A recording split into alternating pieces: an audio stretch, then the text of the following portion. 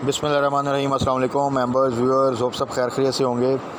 आज वीकेंड की वीडियो में जी, जैसा कि कल की वीडियो मैंने बताया था, थोड़ा डिस्कस कर लेते हैं इस वीक के लिए मार्केट में क्या स्ट्रेटजी होनी चाहिए, क्या न्यूज़ हैं और मार्केट जो है क्या 50,000 को इस दफ़ा क्रॉस करती है माशाल्लाह, यहाँ कोई करेक्शन आ सकती है। तो ये कुछ चीज़ें डिस्कस कर लेते हैं ताकि उसके अकॉर्डिंगली जो भी स्टॉक्स हैं, कहाँ पे हमने स्टॉप लॉस लगाना है, कौन से स्टॉक अभी भी बाइंग रेंज में हैं, उनको हम टारगेट कर सकते हैं, किन स्टॉक्स में प्रॉफिट टेकिंग करनी चाहिए। तो ये चीज़ें थोड़ी सी आज डिस्कस कर लेते हैं। तो उसके अकॉर्डिंगली सबसे पहले ज़रा आ जाएँ मार्केट की तरफ। तो KSE इंडेक्स ने आपने देखा कि ज़बरदस्त किस्म का जो है ना वो एक बुल रन बनाया हुआ है और फ्राइडे जो क्लोजिंग है वो भी आप देखें कि 721 पॉइंट के ऊपर 49,493 के ऊपर KSE इंडेक्स ने उसे क्लोजिंग दी है। वॉल्यूम भी बेहतरीन थे, बल्कि मेरा ख्याल है कि अगर इस वीक में जो लास्ट वीक गया उसमें सबसे बेहतर वॉल्यूम फ्राइडे वाले दिन ही थे। तो ओवरऑल चीज़ें देखें, वही वाली बात है कि एक जगह पे आपको स्टेबलाइजेशन नज़र आई है थोड़ी सी, और आपको ये श्योरिटी हुई है कि ये आपका डॉलर जो है ना ये अब कम से कम बढ़ेगा नहीं, यहाँ स्टेबल होगा या नीचे जाएगा। तो उसके अकॉर्डिंगली एक ऑटोमेटिकली प्रेडिक्शन आ जाती है कि फ्यूचर में इसका मतलब है पेट्रोल प्राइसेस भी नहीं बढ़ेंगी, और शायद अभी न्यूज़ आ भी जाए कि पेट्रोल प्राइसेस जो है वो कम हो। प्लस पेट्रोल के हवाले से एक और ख़बर है जो OMCs के हवाले से है, कुछ आ रही है न्यूज़, देखें लेट्स सी कि वो सही है या गलत है, कि वो उनके मार्जिनस जो से वो बढ़ाने की बात हो रही है। तो अगर ऐसी न्यूज़ आती है तो फिर शायद पेट्रोल प्राइसेस उस तरह ना ज़्यादा गिरें, लेकिन ये है कि वो OMCs के हवाले से जो है ना एक रैली जो है उनमें बन जाएगी। तो उसको भी थोड़ा सा डिस्कस कर लेते हैं। OMC में भी कुछ स्टॉक्स हैं जो कि अभी बड़ी अच्छी वैल्यूएशंस पे हैं, उनको हम देख सकते हैं। ओवरऑल कहने का मकसद ये है कि अभी सूरत हाल इन कंट्रोल है और ऐसा लगता नहीं है कि कोई बड़ी करेक्शन जो है वो मार्केट में आ सकती है। बट एक नॉर्मल करेक्शन और एक डिप जो है वो हेल्दी होता है मार्केट के लिए, उसमें किसी किस्म की घबराने की ज़रूरत नहीं है। हमारी मार्केट में जो एक पैनिक का एक सिचुएशन है, जो हमारी एक साइकी है, हमारे आधे नुकसान जो है ना वो उसकी वजह से होते हैं कि ज़रा सी मार्केट ने एक 5,000 का एक गेन किया और उसके बाद 1,000 का डिप लिया, तो मार्केट में बातें स्टार्ट हो जाती हैं कि जी मार्केट जो है ना यहाँ से बस जी ख़त्म हो गया, बोल रहा ना मार्केट यहाँ से पता नहीं कहाँ जाकर रुकेगी। और उस चक्कर में क्या होता है, बहुत से लोग जो है ना वो गलत टाइम पे लॉस बुक कर लेते हैं। और इसी तरह जब मार्केट एक बुल रन बना रही होती है तो बिल्कुल टॉप पे जाके चीज़ों में बाइंग करवा दी जाती है, वो भी एक नेगेटिव चीज़ है। तो इन चीज़ों का अगर हम थोड़ा सा ख्याल रखें तो इंशाल्लाह ताला चीज़ें बेहतर हैं। और मार्केट की जो वैल्यूएशन है, मैंने बताया था कि मार्केट आप देखें 2017 में उसने 53,000 का हाई लगाया था। 2017 से अगर आप देखें ये 2023 भी ख़त्म हो गया और 2024 स्टार्ट होने वाला है, तो तकरीबन ये 7 साल बन जाते हैं। तो अगर आप 6 साल भी लगाएं तो उसमें आप देखें कि हमारा करेंसी कहाँ पे चलेगी in terms of dollar, market कहाँ पे खड़ी है। तो मार्केट के लिए 50,000 तो अब ऐसे ही है जिस तरह अगर आप 2017 में कंसिडर करें 20,000 को, तो इसलिए मार्केट में रूम बहुत है। मार्केट 70,000 75,000 भी जा सकती है। बस ज़रूरी ये है कि चीज़ें पॉलिटिकल साइड पे, इकनॉमिक साइड पे थोड़ी सी बेहतर हैं। तो वो इंशाल्लाह ताला एक और न्यूज़ जिस तरह के ये एक आ रहा है कि जो ग्रोथ हमारी पहले 0.5 या पता नहीं लेस दैन 1% पे थी, अब वो प्रेडिक्ट की जा रही है कि 3.5% तक आ सकती है, हमारी GDP ग्रो कर सकता है ये अगले जो है आपके फाइनेंशियल ईयर क्लोज तक। तो which is again a good news. और दूसरा ये क्योंकि डॉलर अब कम हो रहा है, तो बीइंग एन ओवरसीज़ मैं आपको ये बता सकता हूँ कि इस माह क्योंकि ये जब से स्टार्ट हुआ है कि डॉलर जो है वो नीचे जा रहा है और काफ़ी अर्से से आप देखें कंटिन्यू नीचे जा रहा है, तो अब जिन्होंने भी यहाँ पे पैसे रखे हुए थे वो सब कोशिश करेंगे कि हम उसको पाकिस्तान अपने बैंक्स में ट्रांसफ़र कर दें, क्योंकि रेट अच्छा मिल रहा है। हो सकता है हफ्ते बाद रेट और कम हो। तो इस दफ़ा जो यानी कि ये आपका अक्टूबर चल रहा है, तो जो आपका अक्टूबर की रेमिटेंसेज आएंगी, होपफुली वो अच्छी रेमिटेंसेज जो है ना वो आपकी एक जंप उधर से भी आएगा, तो फ्यूचर में आपके लिए बेहतर न्यूज़ हैं। तो उस लिहाज से मार्केट इज़ गुड, तो उसमें आप पूरा फ़ायदा उठाएं। जो चीज़ें प्रॉफिट दे रही हैं उनमें प्रॉफिट टेकिंग करें, स्टॉप लॉस लगाएं लाजमी। और जो चीज़ें अभी डाउन साइड पे हैं उनमें अब रैली बननी है। सेक्टर स्विच होंगे थोड़े से, ख़ास तौर पे वो जिन सेक्टर में प्रॉब्लम नहीं था बट ओवरऑल इकॉनमी की वजह से वो डाउन थे। और इसी तरह आपके स्टॉक स्विच होंगे, जो स्टॉक टॉप पे हैं उनमें अगर कोई करेक्शन आएगी भी तो वो भी करेक्शन लेंगे, लेकिन जो डाउन साइड पे उनमें रैली बनेगी। बट शर्त यह है कि अच्छे स्टॉक को फोकस करें, अच्छे सेक्टर को फोकस करें, तो इंशाल्लाह ताला आपको एक अच्छा बेनिफिट मिलेगा। तो अब ज़रा डिस्कस कर लेते हैं स्टॉक्स के वाले से, जिनको हम वीकेंड पर डिस्कस करते हैं। IT sector, oil and gas, कुछ और स्टॉक्स, बाकी तो हम साथ साथ फार्मास्यूटिकल सेक्टर, शुगर सेक्टर, कुछ और चीज़ें वो साथ साथ डिस्कस करते रहते हैं, जो भी स्टॉक आता है जो कि हमें कुछ बेनिफिट दे सकता है। तो आईटी में देखें, आईटी में स्टिल अभी रूम है, उसमें रैली बननी है, इसलिए अभी तकरीबन ज़्यादातर स्टॉक्स जो से हैं वो आपके बाइंग रेंज में, उनमें आप बाय कर सकते हैं। वो चाहे सिस्टम हो, आपको पता है जब ये 400 ब्रेक किया था तो वहाँ पे भी मैंने बताया था कि ये बेस्ट चांस है आपके लिए, से अपॉर्चुनिटी आप लें। मार्केट में रूमर्स ऐसी थी, बहुत से ग्रुप्स में रूमर्स ऐसी थी कि जी इसने 400 ब्रेक कर दिया, अब ये नेक्स्ट 350 पे जाकर रुकेगा, बट आपने देखा कि वहाँ से ये स्टेबलाइज और it's a very good company. तो अल्टीमेटली इसने फिर 450 क्रॉस करना है और इंशाल्लाह 500 की तरफ भी जाना है। तो 400 के पास उससे नीचे जाए तो system is a very good opportunity.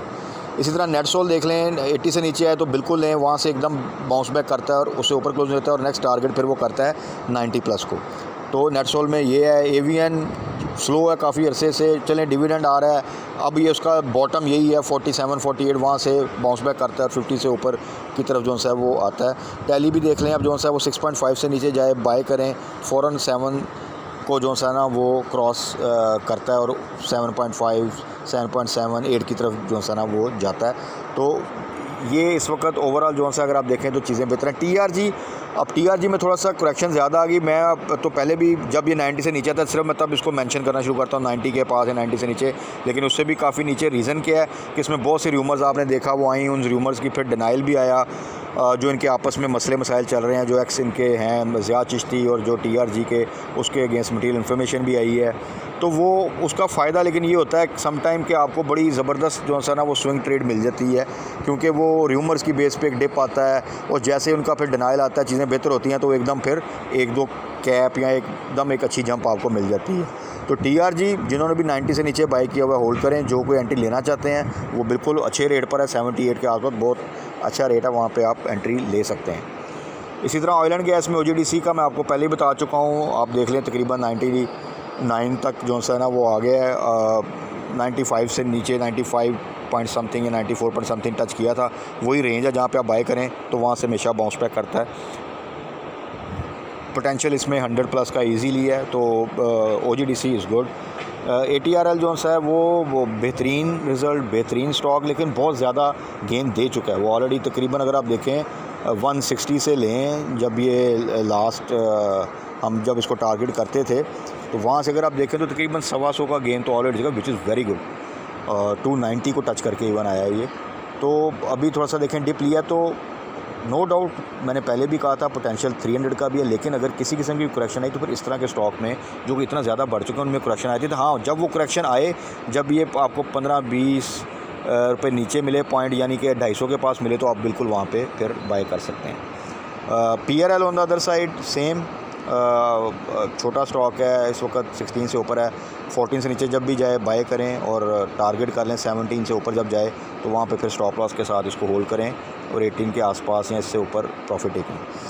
PSO जो है अगर OMC में देखें, शेल तो ऑलरेडी बहुत ऊपर जा चुका है और उसने तकरीबन देखें जो लो लगाया था और वहाँ से फिर जो न्यूज़ आई उसकी, और अब वो सऊदी अरामको की न्यूज़ है शायद कि वो उनके स्टेक्स बाय कर रही है, सऊदी ग्रुप कोई और है उसकी न्यूज़ है बाय कर रहे हैं, वट एवर, लेकिन शेल ऑलरेडी आपको तकरीबन 100% गेन दे चुका है। तो PSO on the other side अभी भी जो है लो साइड पे है, इसको आप टारगेट कर सकते हैं।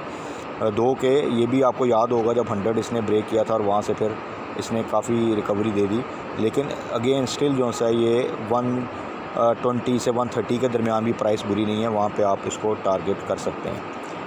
इसी तरह कुछ और जो स्टॉक्स हैं जिनमें हम डिस्कस करते रहते हैं टाइम टू टाइम, फ़िरोज़ को हमने टारगेट कर लिया हुआ है रिसेंटली, पिछले 1-1.5 माह से अगर आप देखें तो, और उसमें माशाल्लाह एक अच्छा गेन जो है वो मिल चुका है और अभी स्टिल उसमें पोटेंशियल है कि ये आगे ग्रो करेगा। तो फ़िरोज़ का मैंने कल भी डिस्कस कर लिया था, तो इसमें वही सिर्फ रिपीट करूँगा कि जिनके पास होल्डिंग है वो होल्ड करें, जो बाय करना चाहते हैं अब दोबारा वो थोड़ा सा डिप का वेट करें। मैं जब 150 या उसके आसपास मैं बार बार मेंशन करता रहा था कि इसको आप ले सकते हैं। ऑन द अदर साइड मिचल्स ने एक ज़बरदस्त रैली बनाई जी, और उसके हमने पूरा, वो भी आप सबको पता है कि कहाँ पे फिर कहा था स्टॉप लॉस लगाएं और कम से कम 50% प्रॉफिट टेकिंग करें। बाकी स्टिल इसमें पोटेंशियल है, एक देखें आके 90 पे रुक गया ये, इसको 90 के पास इससे नीचे आए बिल्कुल दोबारा आप बाय बैक कर सकते हैं। अगर एवरेज करना सकते हैं, ऐड करना चाहते हैं, बिल्कुल कर सकते हैं। ये दोबारा इंशाल्लाह ताला 100 क्रॉस करेगा और नेक्स्ट रिज़ल्ट जो क्वार्टर का आना है वो जब बेहतरी की तरफ उम्मीद है कि आएगा, क्योंकि इसने पूरे ईयर का बहुत ज़्यादा इम्प्रूवमेंट आई है। 2 के था नेगेटिव EPS, लेकिन अगर आप कंपेयर करें तो वो काफ़ी सिर्फ 10% का लॉस रह गया as compare to previous year. तो नेक्स्ट क्वार्टर में होपफुली अगर पॉजिटिव रिजल्ट आता है तो फिर ये बड़ा इजीली आपको 120 से ऊपर इंशाल्लाह नज़र आए। तो 30 सितंबर का आपको पता है वो रिज़ल्ट आने स्टार्ट हो जाने और किसी टाइम भी ये आप नवंबर के स्टार्ट में इसका रिज़ल्ट एक्सपेक्ट कर सकते हैं। इसके अलावा हबको बेहतरीन स्टॉक 90 पे आ चुका है जी। टारगेट था, साथ में इसके आप अगर पे आउट भी ऐड कर लें तो हबको भी आपको माशाल्लाह जोन सा है, अगर आप इसका 65 का लगाएँ जहाँ से हमने इनिशियली टारगेट किया था, तो वहाँ से अगर आप देखें तो मोर देन जोन सा है वो आपको तकरीबन 50% का गेन जो सा वो मिल चुका है। अगर आप पे आउट को भी ऐड करें तो उससे ज़्यादा की गेन होगा। उसके बाद आपका मिल्लत जो सा है इसका भी टारगेट जो इनिशियल था वो एक्स होने से पहले, बोनस देने से पहले का टारगेट तक देखें तो ये भी माशाल्लाह ज़बरदस्त गेन दे चुका है। अभी इवन रिसेंट जब इसने डिप लिया तो उससे पहले भी स्टॉप लॉस का कहा था, अब दोबारा से देख लें 450 का स्टॉप लॉस लगा के रखें और उसको होल्ड करें और इसी तरह अपना स्टॉप लॉस जो सा है वो ट्रेल करते जाएं। हर 10 पॉइंट के इजाफे के साथ अपने स्टॉप लॉस को भी 10 पॉइंट ऊपर जो सा है वो ले जाएं। तो इंशाल्लाह ताला टारगेट इसका भी है कि 500 तक जाएगा, लेकिन अगर किसी वजह से डिप आता है तो आप एक पॉजिटिव साइड पे एग्जिट ले लें और अगर ये दोबारा फिर 420 से नीचे जिस तरह भी रिसेंटली आया था वहाँ पे आता है तो वहाँ पे आप दोबारा इसको बाय बैक कर सकते हैं। तो मिल्लत भी इंशाल्लाह ताला लॉन्ग टर्म के लिए जो सा है वो बेहतरीन स्टॉक है, तो इसमें भी आप अच्छी इंप्रूवमेंट जो सा ना इंशाल्लाह ताला देखेंगे, बट स्टॉप लॉस के साथ होल्ड करें। बाकी ये तो थी आज वीकेंड पे थोड़ा सा डिस्कस कर लें उन स्टॉक्स को जिनमें टाइम टू टाइम हम बाय बैक भी करते हैं, बाय भी करते हैं, प्रॉफिट टेकिंग भी करते हैं, लॉन्ग टर्म के लिए भी होल्ड किया हुआ है। बाकी कुछ और जो चीज़ें स्टॉक्स जिनमें कुछ न्यूज़ आती हैं, कुछ ऐड करना होता है, कुछ स्विंग ट्रेड, वो हम साथ साथ डिस्कस करते रहते हैं। मार्केट के वाले से स्टे पॉजिटिव, एक हेल्दी करेक्शन अगर आती है थोड़ी बहुत इट्स गुड, कोई परेशानी की बात नहीं, कोई ऐसी न्यूज़ नहीं है जिसमें खुदा न खास्ता मार्केट जो है वो बहुत ज़्यादा डिप ले ले या कोई मसला आ जाए। बट जो पॉजिटिव साइड पे हैं स्टॉप लॉस के साथ होल्ड करें, जो बाइंग रेंज में उनमें बाइंग कर सकते हैं। बाकी कल मार्केट क्लोजिंग के बाद फर्दर डिस्कस कर लेंगे कौन से न्यूज़ कौन से स्टॉक को इम्पैक्ट कर सकती है, क्या रिज़ल्ट आए हैं, किस में अपॉर्चुनिटी है जिसको हम टारगेट कर सकते हैं और शॉर्ट टर्म में क्या गेन मिल सकता है या लॉन्ग टर्म के लिए क्या पोटेंशियल है। तब तक अपना ख्याल रखिएगा, दुआओं में याद रखिएगा। स्टे ब्लेस्ड, अल्लाह हाफ़िज़।